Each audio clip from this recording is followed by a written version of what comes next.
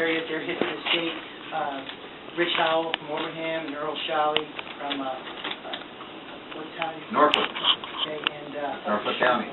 And we just came from another event actually out in Boston. I'm a native of Massachusetts, and I have an MBA. I'm an Air Force officer, semi-retired. I didn't put my paperwork in, but I have 23 years in the Air Force, previously enlisted, aircraft maintenance. The Air Force has really invested in me professionally. They've trained me in the enlisted force as an aircraft mechanic, munitions maintenance, and also in base career advising. I spent some time, became an officer after I received my degree from Westfield State College out in Westfield, Mass. Some people think that's a forest out there, a lot of wooded areas. And I ended up getting an MBA from the University of Texas when I went to night school down there working for the Air Force Reserve out of San Antonio. They trained me to be an aircraft maintenance officer on a flight line, several hundred personnel, civilian and military personnel, and later trained me to be a public affairs officer. I have real-world experience in press relations, setting up press conferences, writing press releases and so forth. We had a very tragic accident where we lost a C-5A Galaxy in Europe at the beginning of Desert Shield, Desert Storm, and 9 of our crew members perished on that flight. Several passengers perished, and we had to protect families of the next of kin and kind of regroup the unit back in San Antonio. The year that followed was just a lot of tribute, a lot of memorializing our men and women, and it was a tough time for all of us. We did what we had to do. After I left San Antonio, I received my degree from the University of Texas and moved on up into the Rocky Mountain region. And I served for Air Force Space Command Public Affairs as a part-timer, but did a lot of extra active duty. I lived in Wyoming for a while because I have a dear friend there who's a wildlife artist. And then about 1992, my dad said, why don't you come back home? You can be unemployed over here as well. But 1992, as you recall, was bad economic times, and I was doing part-time jobs working for the Reserve. So I moved back home to western Massachusetts and went to work for the private sector with my MBA and my undergraduate degree in business. I worked for the private sector for about 6 or 7 years, selling machine tools and marketing. We imported product from Europe. I was in charge of training field representatives up and down the eastern seaboard here, and I was in charge of technical sales.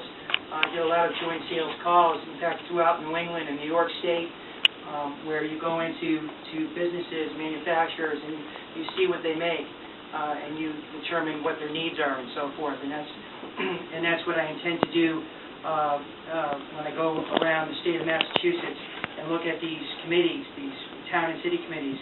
I intend to go there in a kind of a joint sale call nature, sit down with people for coffee, maybe lunch, stay overnight in different areas, consolidate my trips to see actually what's going on paper, legally, with these committees, so we can get the Republican Party established legally across the state.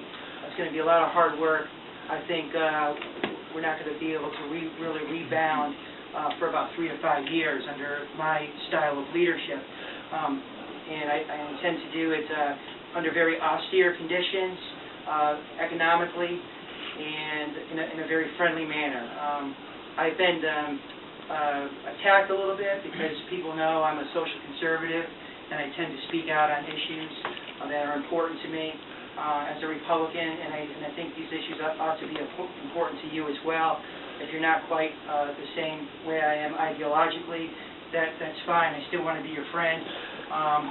But I think we need to listen, have a conversation, and talk about these issues and try to bring the Republican Party back in Massachusetts here, back to a foundation, the core principles and the values. And to me, that means I'd like to see encouragement and a little bit more respect paid to the grassroots, the social conservatives, the coalitions and so forth, where we start looking at what's really best for our families and what's best for children. And that is, families with that are intact, one man, one woman. We have more of a pro-life stance, and that we force the government to uphold standards that make us stronger in Massachusetts and a stronger nation.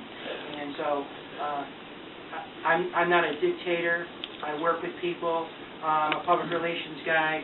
I work with community. I work with media, and I intend to work with you folks, whether or not I'm actually chair. But as chair, that's the kind of leadership style I will have. Currently, I'm writing the state committee members, and some of you have received my Christmas card and my introductory letter, and you're going to receive another letter, which is going to be a very meaty plan. That will be the third correspondence with you via a snail mail, and then you'll receive a closeout letter saying, we'll see you on January 27th. But in the plan, there's a lot of things to look at. I think we have to have plans for, fundraising, of course. We have to have plans for recruitment, and we have to have plans for reestablishing our platform foundation and what we want in our platform. And I'd like to see, like I said, some of the social conservative stuff respected and put back into what we do, and also limited